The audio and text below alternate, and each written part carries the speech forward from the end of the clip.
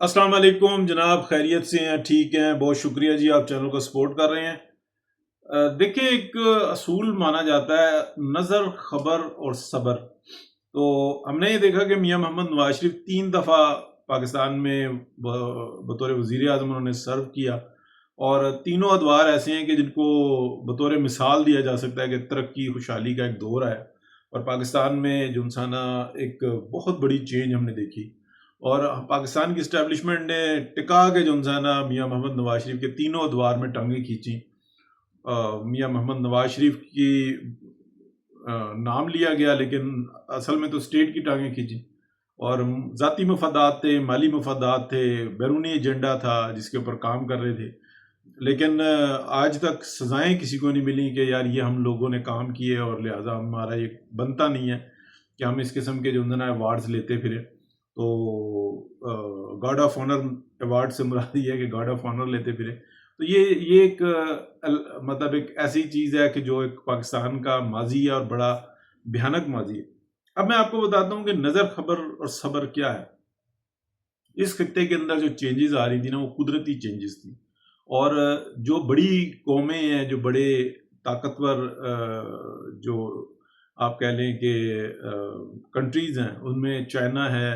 امریکہ ہے، پھر اگر اس کے بعد کہیں تو پھر وہ گروپس آ جاتے ہیں، یورپ کا آ جاتا ہے،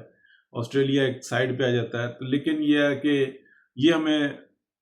یعنی کہ مانے جاتے ہیں کہ یہ بڑے اچھے طریقے سے کیلکولیٹ کرتے ہیں۔ بہت ساری چیزوں کے اندر ہم ڈفرینسز دیکھتے ہیں کہ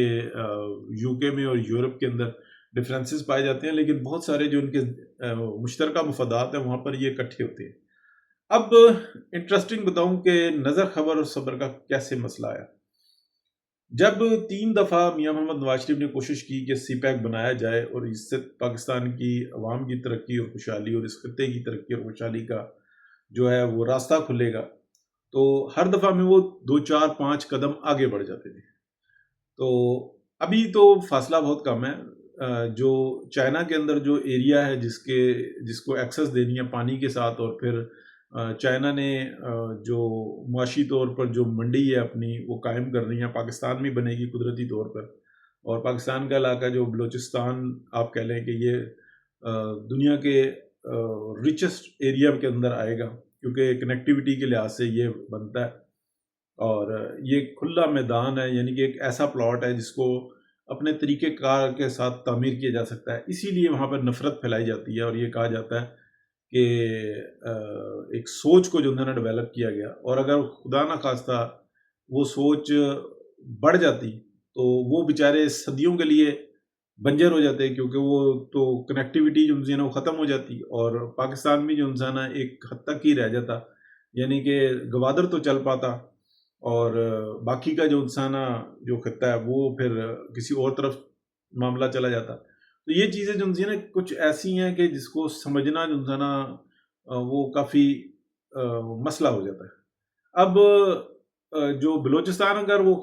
ہوتا ہے، یعنی کہ مارکیٹ بنتی ہے، تو پھر اس میں ریل نیٹ ورک اور ساری انڈسٹری اور ایگریکلچر اور یہ ساری چیزیں جو نا یہاں پہ آتی ہیں، تو بہت اچھا ڈیمز سینکڑوں کے حساب سے بن سکتے ہیں، چھوٹے کمپاؤنڈز وغیرہ، یہ سب کچھ ہو سکتا ہے، کیونکہ وہ بالکل جو نا ایک واضح پلاٹ کی صورت میں ہے۔ تو یہ خبر تھی، نظر میں تھا، اور صبر کرنا تھا کہ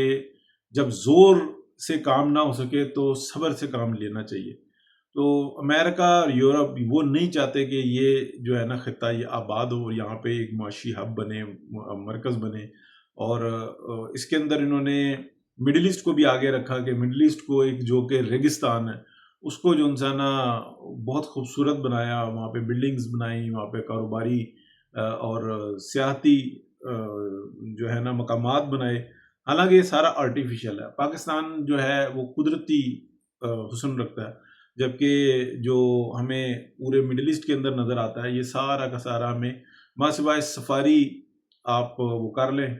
ریگستان میں گاڑیاں چڑیاں دوڑا لیں، اونٹ کی وہ کر لیں، وہ تو نظر آتی ہے۔ عمان، قطر، یہ جو نا کو تھوڑے سے نظر آتے ہیں، ادروائز جو نا یہ جتنا یو اے ای وغیرہ یہ سب جو نا ایک ایسا ہے کہ اگر اس کی 1 سال ٹیک کیئر نہ ہو تو بالکل یہ فارغ ہو جاتا ہے۔ اب میں اس کو اور طریقے سے بتاتا ہوں کہ جب چائنا نے اس بات کا اندازہ لگا لیا کہ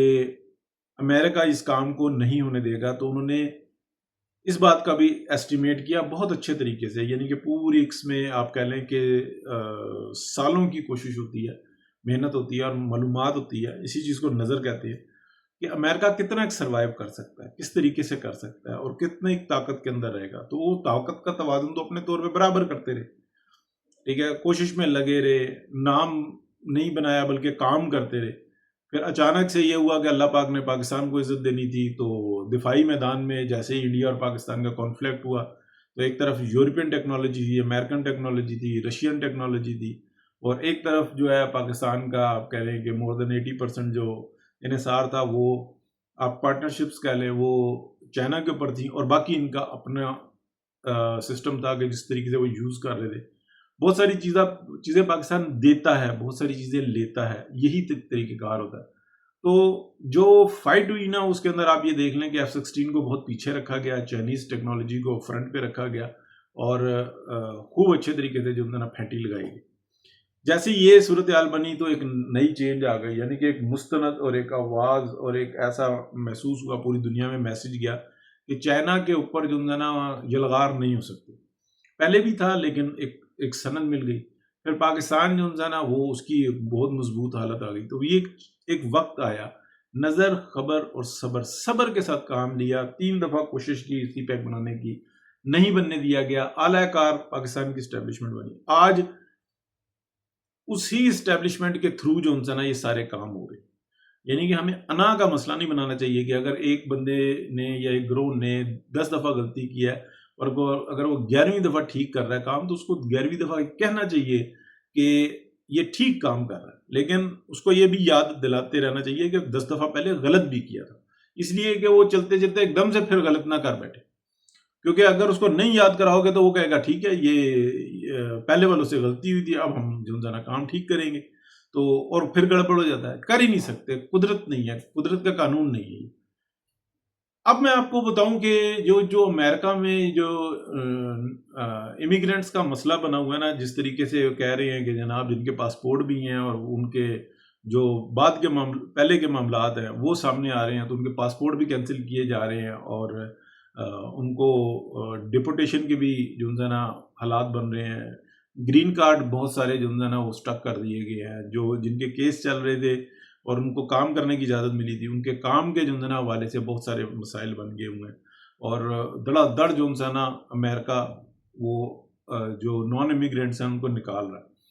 اب اس میں انہوں نے ایسا بھی کیا کہ یورپین بہت سارے واپس بھیج دیے، تو یورپ کے اندر سے بھی جو ہے نا بہت سارا اب ریفلیکشن شروع ہوئی ہے. اب یورپ خود جو ہے نا بہت بڑا متاثر ہوا ہے، لیکن یورپ کے اندر مسئلہ یہ ہوا ہے کہ یورپ کو افرادی قوت کی بہت شدید ضرورت ہے، اس لیے کہ